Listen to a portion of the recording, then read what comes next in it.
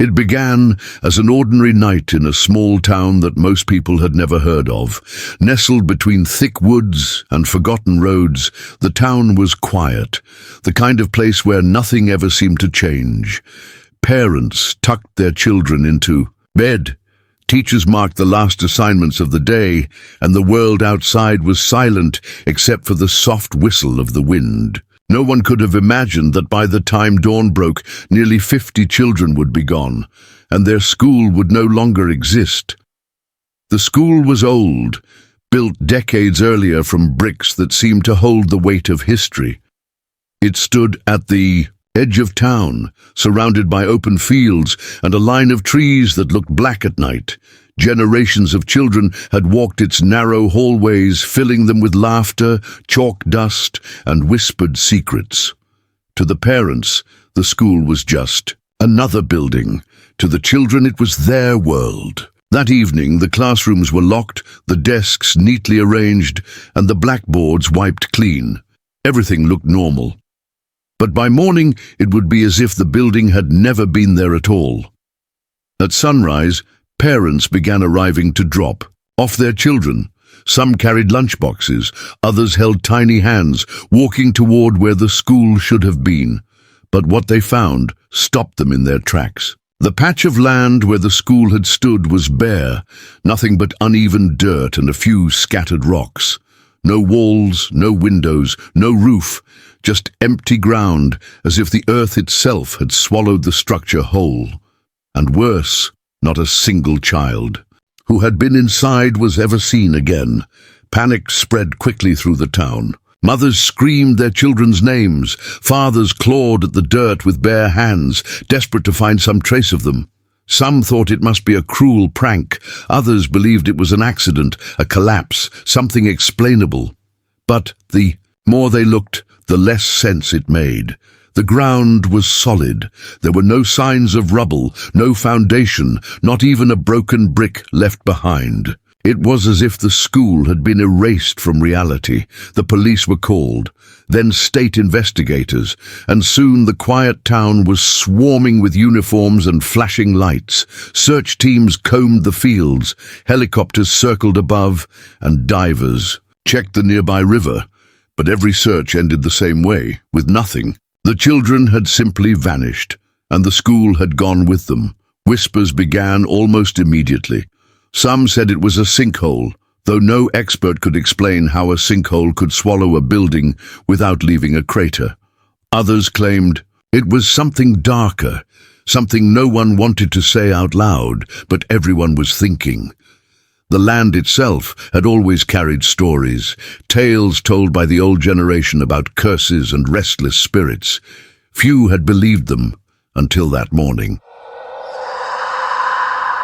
The parents refused to leave the site. They lit candles, set up chairs, and waited, hoping for answers. As the sun fell and night returned, the air grew heavy with fear. Some swore they heard faint voices like children laughing in the distance, though no children were anywhere near. A few even said they saw the faint outline of the school in the dark, as if it was still there, its shadow pressed against the earth. But by morning, the vision was gone, leaving only empty land once again. Days turned into weeks, and the town, that had once been so ordinary, became a place of endless questions and sleepless nights. The missing children were never found. The parents searched forests, rivers, and abandoned houses, holding on to the smallest hope that somehow their sons and daughters might return. But the silence of the fields mocked them, offering no clues, no comfort, only the reminder of what had been taken. Rumors spread far beyond the town. Newspapers printed wild headlines, reporters filled the streets, and curious strangers arrived to see the place for themselves. Some treated it like a spectacle, snapping photographs and whispering theories, while others bowed their heads, unable to shake the feeling of grief that clung to the air. People came and went, but the families remained, unwilling to give up. The ground where their children had last been seen. Investigators dug deep into the town's history, searching for anything unusual that might explain the event. What they uncovered only deepened the mystery. Records showed that the land where the school had stood was once avoided, called cursed ground by the earliest settlers. Old maps showed no buildings ever being constructed there until the school was built decades ago. Some journals mentioned strange lights in the fields at night, unexplainable tremors, and children who spoke of voices in their sleep. None of it had been taken seriously until now. Despite the rumors, the official story remained unsatisfying. Authorities claimed it was an unexplained collapse, though they admitted privately that they had found no rubble, no remains, nothing that could account for the disappearance. The files were marked as unsolved, and eventually the officials moved on. But the families never did. For them, every night was haunted by the same question: where were the children, and what had happened beneath that ground? The second week after the disappearance brought a silence over the town that felt unnatural. Playgrounds were empty, classrooms in neighboring schools filled with uneasy whispers, and families avoided the streets once busy with laughter. The disappearance of 47 children was not something people could forget, and yet it was as though the world outside the town had begun to move on, while those inside remained trapped in a nightmare without end. Some parents refused to believe their children were gone. They came to the empty field every morning, standing in the same place where the school once stood, calling names into the open air. They left toys on the dirt, hoping that somehow their children might find their way back. Every evening they lit candles that flickered against the darkness, their small flames defying the emptiness. It was a ritual of both grief and defiance, a way of saying they would not give up, no matter how many officials had walked away. But it wasn't just grief that haunted the place. Strange things began to happen, small at first, then impossible to ignore. On one of the nights when families gathered, a mother swore she heard her daughter's voice calling from beneath the ground. She dropped to her knees, pressing her ear to the dirt, sobbing, certain she had heard her child. Others rushed to listen, and some claimed they too heard faint cries as if coming from deep underground. Authorities dismissed it as grief playing, tricks on desperate minds, but those who had heard it were shaken to their core. Not long after, children in neighboring towns began waking in the middle of the night, screaming about dreams of being buried alive. They described hallways filled with dust, classrooms without windows, and a deep, endless darkness pressing in from every side.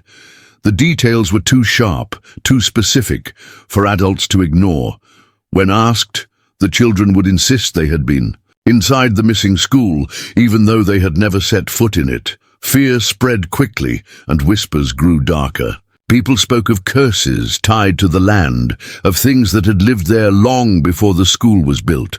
An old man, one of the town's oldest residents, came forward with a story that many had dismissed as nonsense for years. He told of the land being avoided by settlers, of children vanishing in small numbers long ago, and of strange noises carried on the wind. "The ground takes what it wants," he muttered, his eyes distant. "And once it takes, it does not give back." Investigators who had stayed longer than most began noticing odd patterns too. Their instruments malfunctioned near the site, compasses spinning wildly, radios picking up static, mixed with faint whispers. Photographs taken at the field often came out distorted, lines stretched, shadows where none should be. Some of the search dogs refused to step onto the land, growling and pulling their handlers away. It was as if the earth itself repelled those who sought answers. For the families, hope wavered between fragile belief and unbearable despair. Some were convinced their children were alive, trapped somewhere beyond reach. Others accepted a darker fate, but demanded to know why and how. With no answers, anger began to boil. Parents accused authorities of hiding the truth, of covering up something too large to admit. Protests grew tense, and the town teetered on the edge of breaking apart. But beneath the anger was fear, fear of the unknown force that had taken their children. Then came the night that changed everything. A storm swept across the town, fierce and unrelenting, lightning tearing across the sky. Families huddled inside their homes, but some could not resist looking toward the field. What they saw made their blood run cold. For just a moment, in the flash of lightning, the school appeared again. Not fully, not solid, but a ghostly outline, its roof jagged, its windows glowing faintly. And inside they swore they saw movement, small figures pressed against the glass, hands raised as if begging to be let out. The vision was gone as quickly as it appeared, swallowed by the storm, but those who witnessed it would never forget. They screamed, they ran into the rain, clawing at the earth, calling their children's names until their voices broke. But when the storm ended, the field was empty once more, its soil untouched. The authorities dismissed it as hysteria, the mind playing tricks under stress. Yet the parents knew what they had seen, and the terror in their eyes could not be denied. The story of the storm spread far and wide, fueling new rumors. Paranormal investigators arrived with cameras and sensors, eager to capture proof. Some claimed to hear faint voices on their recordings, crying, whispering, sometimes singing nursery rhymes. Others left shaken, refusing to speak of what they had seen. The field became a place of pilgrimage, a site of both mourning and fear. People came not just to grieve, but to witness, to touch the mystery that had consumed the town. And through it all, the number 47 became etched into everyone's mind. It was whispered in prayers, carved into candle holders, written on signs. 47 lives stolen in one night, 47 names never spoken in classrooms again.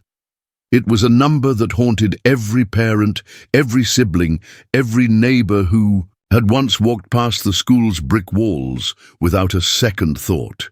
But the strangest thing of all was what happened exactly 1 month after the disappearance. On the anniversary of that night, the families gathered at the field once more, candles in hand. The air was still, heavy, almost suffocating. Then, as the candles burned, the ground began to tremble. A low rumble spread beneath their feet, like something shifting deep underground. The flames flickered, children's names were shouted into the night, and suddenly the candles went out all at once. In the silence that followed, every parent swore they heard the same thing, a chorus of children's voices, faint but unmistakable, singing a lullaby. It lasted only seconds, but it was enough to freeze every heart in terror and hope. The voices faded, the ground stilled, and the field returned to silence. But no one left that night believing the children were gone forever. Something had happened, something beyond explanation, and it left the families more desperate than ever to uncover the truth.